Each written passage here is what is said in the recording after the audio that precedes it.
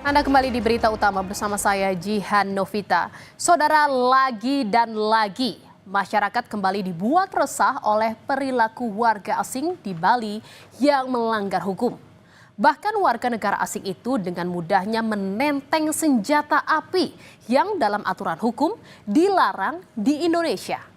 Dalam insiden terbaru, 2 warga negara Australia ditembak di Kabupaten Badung, Bali pada Sabtu dini hari 14 Juni lalu. Saudara, dini hari yang sunyi dipecahkan dengan suara tembakan.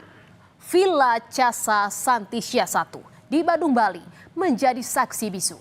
1 warga Australia bernama Zivan Ratmanovic tewas di tempat tertembus peluru. Sementara seorang lagi yang sama-sama warga Australia bernama Sanar Ganim mengalami luka berat. Warga di sekitar tempat kejadian mengaku kaget tak mengira suara keras yang ia dengar ternyata berasal dari tembakan. Di sini pasti. Ya. Cuma kalau belanja air, minuman itu tuh. Udah berapa lama korban di sini, Pak? Hah? Udah berapa lama kira-kira korban di sini? Sekitar ada 1 bulanan, Pak. Di sini. Terus pas, Kurang lebih 1 bulan lah. pas kejadian kemarin Bapak ada sempat dengar suara gitu? Kalau saya itu jam 12 memang saya keluar, Pak. Oh, dengar kayak suara apa letusan gitu. Jos gitu kita dari dulu. Tapi nggak menyangka kalau itu tembakan. Dikirain dia seperti bahan jatuh lah gitu. Saudara, untuk menguak siapa pelaku penembakan terhadap 2 warga negara Australia di villa di Badung, Bali, polisi menggelar olah TKP. Sejumlah alat bukti dibawa polisi untuk penyelidikan lebih lanjut. Beberapa di antaranya proyektil peluru dan selongsongnya dijadikan sebagai barang bukti. Akan disesuaikan dengan barang bukti dan alat bukti yang sudah diamankan oleh penyidik. Seperti yang kemarin sudah digelar, ada mobil, ada motor, ada palu, ada kemudian selongsong peluru dan segala macam ya. Untuk diarahkan kepada apakah benar-benar mereka ini yang melakukan dan sesuai dengan perannya masing-masing. Jadi Polri bekerja sesuai dengan scientific crime investigasi. Saudara, tak seperti kasus pembunuhan biasanya, ada yang tak biasa dari kasus penembakan 2 warga Australia di Badung, Bali 14 Juni lalu. Polisi seolah irit bicara. Publik pun bertanya-tanya karena minimnya informasi. Bahkan Kapolri ikut memberikan pernyataan terkait kasus penembakan 2 warga asing yang membuat 1 orang di antaranya meninggal. Saudara, Polda Bali pun akhirnya berhasil menangkap 3 pelaku penembakan yang merupakan warga Australia, sama seperti korban. Ketiga pelaku berinisial DFJ, CM, dan TPM. Tapi polisi belum berhenti di situ. Polda Bali masih memburu dalang di balik kasus penembakan 2 warga Australia di Bali. Bahkan warga negara Australia, saya sudah mendapatkan laporan dari Kapolda. Saat ini sudah diamankan. 1 berada di Jakarta, 1 lagi dalam perjalanan dari luar negeri. Akan masuk Jakarta. Pengungkapan ini tentunya kerjasama antara Barreskrim di backup oleh imigrasi dan juga AFP.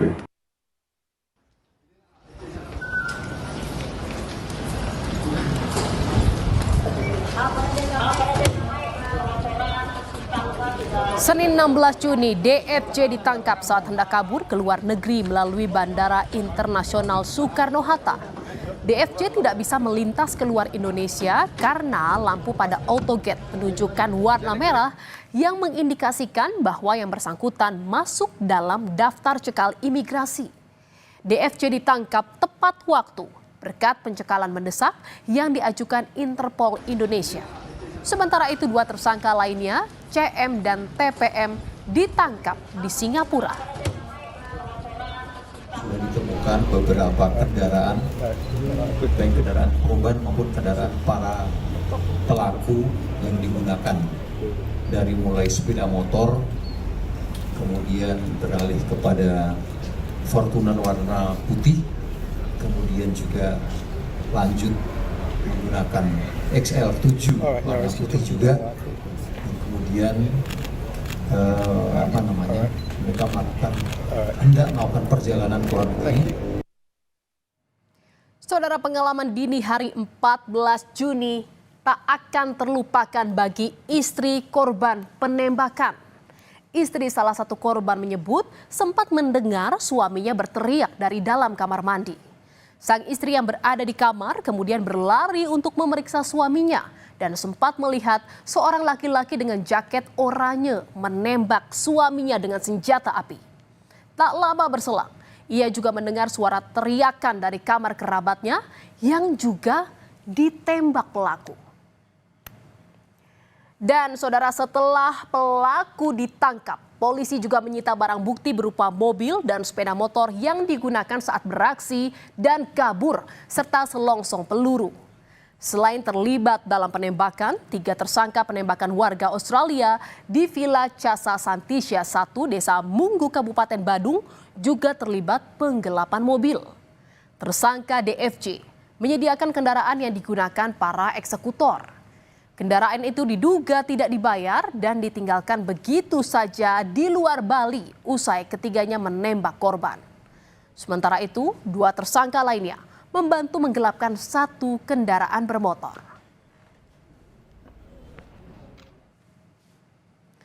Dan saudara, keluarga dari Zivan Ratmanovic, warga Australia korban yang tewas akibat penembakan, mendatangi forensik RSUP Profesor Ngurah Rai Denpasar, Bali. Kedatangannya untuk menandatangani surat persetujuan otopsi jenazah. Otopsi dilakukan untuk mengetahui penyebab kematian korban sesuai dengan permintaan polisi guna kepentingan penyidikan. Datang ke forensik rumah sakit Ngurah untuk tanda tangan menyetujui dilakukannya otopsi terhadap almarhum suaminya. Rencananya kapan itu? Jadi kami rencanakan hari Kamis pukul 9 pagi. Saudara, Komisi Kepolisian Nasional Kompolnas menyebut langkah selanjutnya yang harus dilakukan Polri adalah mengungkap motif di balik kasus itu dengan memeriksa saksi-saksi dan barang bukti secara komprehensif. Selain itu, Kompolnas menilai penyidik juga harus menelusuri latar belakang para pelaku. Apabila pelaku merupakan bagian dari gangster, maka perlu dilakukan pengungkapan secara menyeluruh.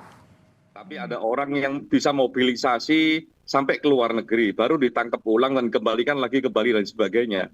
Ini kan juga menunjukkan background profil sebenarnya.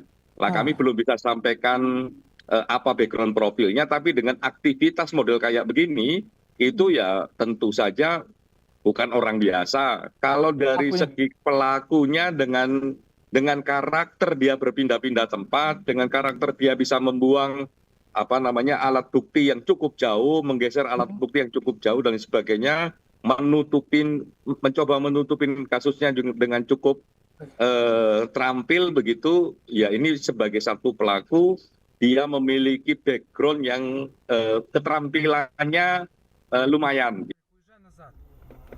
Непонятная машина.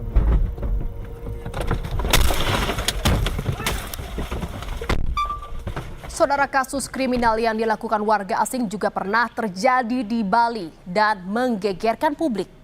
Pasalnya, perampokan yang dialami warga Ukraina dilakukan layaknya gangster oleh pelaku yang merupakan warga Rusia. Saat itu 15 Desember 2024 di Kuta Selatan, Badung, Bali. Suasana yang tegang dan tenang di perjalanan berubah menjadi mencekam 180 derajat. Layaknya adegan di film-film, komplotan perampok yang mengendarai 2 mobil muncul.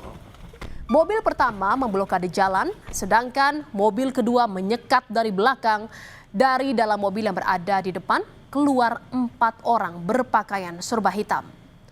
Mereka mengenakan seragam khusus bertuliskan polisi di bagian dada.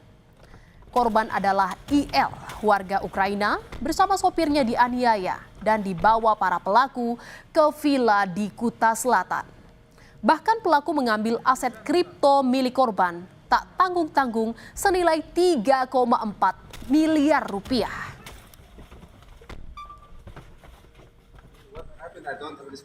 Kemudian, saudara, polisi pada Kamis 30 Januari 2025 menyatakan sudah mengantongi nama-nama yang dilaporkan sebagai terduga pelaku.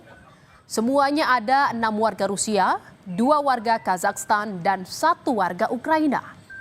Di Kamis 30 Januari itu, 1 dari 9 diduga anggota geng asal Rusia yang menculik dan merampok warga negara Ukraina diringkus polisi. Saat itu, Hasan yang juga merupakan atlet bela diri hendak meninggalkan Bali melalui Bandara I Gusti Ngurah Rai. Tim Resmo Polda Bali membuntutinya hingga pintu masuk keberangkatan internasional. Dari tiket yang dikantongi, ia berencana ke Dubai menggunakan pesawat Emirates. Tetapi, saudara, setelah sempat menjalani pemeriksaan selama 1 hari di Direktorat Kriminal Umum Polda Bali, warga negara Rusia yang diduga menjadi bos geng Rusia dibebaskan polisi karena tidak terbukti terlibat. Polisi menyebut warga Rusia berinisial KA dibebaskan karena memiliki alibi kuat tidak terlibat dalam kasus penculikan dan penyekapan warga Ukraina. Dan hingga sekarang belum ada kelanjutan penyelidikan kasus itu. Kata-kata dibebaskan itu identik ditangkap ya. Jadi ini yang kita meluruskan rekan-rekan bahwa yang bersangkutan itu tidak ada penangkapan. Ya. Tapi kita panggil untuk klarifikasi. Kenapa diklarifikasi? Karena yang bersangkutan itu termasuk 1 dari 9 yang dilaporkan oleh pelapor pada saat membuat laporan polisi. Makanya yang bersangkutan kita panggil. Waktu itu kita panggil 2 kali, belum ada. Hasil koordinasi kita dengan pihak migrasi, kemudian migrasi menginformasikan bahwa yang bersangkutan akan meninggalkan Bali. Nah, di situ kemudian kita amankan yang bersangkutan. Ya. Saudara, sehari setelah dilepaskannya Hasan yang terbukti tak bersalah dalam pemeriksaan, tim kuasa hukumnya memberikan penjelasan. Di mana pada saat perampokan warga Ukraina 15 Desember 2024, Hasan tak berada di Bali. Bahkan dalam akun Instagramnya, Hasan mengunggah pesan bahwa dirinya baru tiba di Bali 4 hari sebelumnya. Ia tiba di Bali menggunakan helikopter. Bukti klien kami melakukan dugaan tindakan pengeroyokan, pemerasan, apapun yang dilaporkan oleh Igor itu tidak ada pembuktiannya. Tapi dia kenal nggak? Tidak. Klien kami tidak mengenal sama sekali Igor atau pelapor. Tidak pernah bertemu dan tidak pernah saling mengenal, berkomunikasi, tidak tahu sama sekali. Saudara, Bali yang jadi wajah bagi Indonesia nampaknya sudah tidak ramah lagi gara-gara kejahatan dilakukan warga asing di sana. Dibutuhkan tindakan yang tegas agar Bali tetap menjadi surga bagi pelancong. Aparat hukum diharapkan mampu mengusut dan menjatuhkan hukuman setimpal bagi pelaku kriminalitas di Pulau Dewata agar bisa memberikan efek jera.